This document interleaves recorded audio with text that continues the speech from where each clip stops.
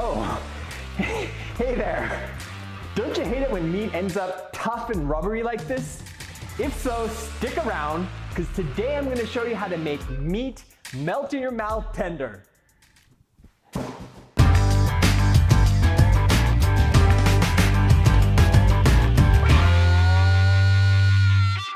Welcome back to No Recipes. I'm Mark Matsumoto, and today I'm going to be showing you how to make Kakuni. It literally means salt braised cubes. And with these melt in your mouth tender chunks of pork belly, it has a milder flavor than the version made with tons of soy sauce and sugar, which makes it work with any style of ramen. If you have any leftover braising liquid, you can soak some soft boiled eggs in it to make a delicious Ajitsuke Tamago or ramen egg. And the broth itself can actually be used to fortify a ramen stock and make a smashi ramen. Are you with me? Let's get started. Today we're going to be using some pork belly, scallions, garlic, ginger, niboshi, which are dried baby anchovies, soy sauce, sugar, salt, sake, and water. The first thing we're going to do is parboil the pork belly. Just bring a pot of water to a boil and add the pork and let it simmer for about 30 minutes. By pre-cooking the meat before we cut it, it ensures the cubes of pork belly hold their shape. While we're waiting for the pork to cook through, let's chop up some of the aromatics. To make the garnish for the kakuni, we're going to cut a slit halfway through the white part of the onion and remove the core. Lay the remaining sheets of onion flat and then slice the onions lengthwise into thin strips. This style of garnish is called shiraga negi in Japanese, and it literally means white hair onion. I'm using Japanese negi here, which is like a giant green onion, but if you can't find it near you, green onions will work fine. Once you've finished cutting up the onion, just drop the strands in cold water to crisp them up. The remainder of the onion can just be roughly chopped up. And we're also going to cut the ginger up into thin coins. Okay, the pork belly is cooked through, so let's drain this and give the pork belly a rinse. You'll want to try and scrub off any coagulated bits of protein that may have formed on the exterior. Okay, now that the pork's clean and cool enough to handle, let's go ahead and chop it up into cubes. Because the meat has been pre-cooked, it won't shrink much when we braise it, and it'll retain its shape nicely. I like cutting the pork into fairly large 2-inch cubes. But if you cut it smaller, it'll actually cook through faster. Okay, we've rinsed out our pot, so we're gonna add the water, sake, soy sauce, sugar, and salt. And then we're just gonna give that a little bit of a stir.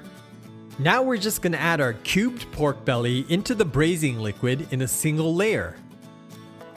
Okay, let's go ahead and add not the glassware, the ginger into the braising liquid, and we're also going to add some garlic. Top that off with the niboshi, and then we're going to add the green onions on top of that. Let's go ahead and bring that to a boil and then turn down the heat to maintain a gentle simmer. Partially cover it with a lid, and then you want to check it periodically, flipping the pork over so that it cooks through evenly.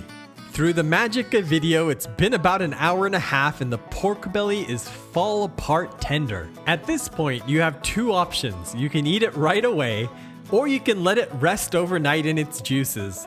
Like any stew, kakuni definitely tastes better the next day. If you do decide to let it go overnight, I recommend letting the braising liquid cool enough to solidify the fat, and then you can remove the fat and drop some soft boiled eggs into the excess liquid to make Ajitsuke Tamago or ramen eggs. I usually just seal them up in a freezer bag like this, which helps ensure the eggs are completely submerged. Your finished kakuni and eggs should end up looking something like this. If I'm serving the kakuni as is, I usually reheat it in the braising liquid on the stove, which ensures it heats through evenly without making the meat tough. The long cooking time renders out the excess fat, but leaves just enough to lubricate the meat, so it literally melts in your mouth. Paired with the ramen eggs, the shiraga negi, and some Japanese hot mustard, this braised pork belly makes for a mouth-watering entree. But kakuni's real strength is in all the other ways that you can eat it. It makes for a delicious donburi sliced up and served over a bowl of rice. And you can also shred it with a fork to make a delicious Japanese-style pulled pork sandwich. Chop it up and stir-fry it with some rice and eggs to make an awesome fried rice. And of course, you can use it as a topping for ramen or udon. I'll be honest, Kakuni does take a bit of time and effort to make. But in addition to that melt-in-your-mouth pork belly, you're also getting ramen eggs and this delicious stock that you can use as a base for ramen, udon, or even soba. Also, if you're into making bento, that leftover kakuni can be sliced up along with the egg, put on some rice for a bento box lunch for the next day. If you want to see more videos like this, be sure to give us a thumbs up, subscribe, ring that bell, and please share this with all your friends that love Japanese food. All right, thanks for sticking around, and I'll catch you in the next one. Check us out on Instagram at No Recipes.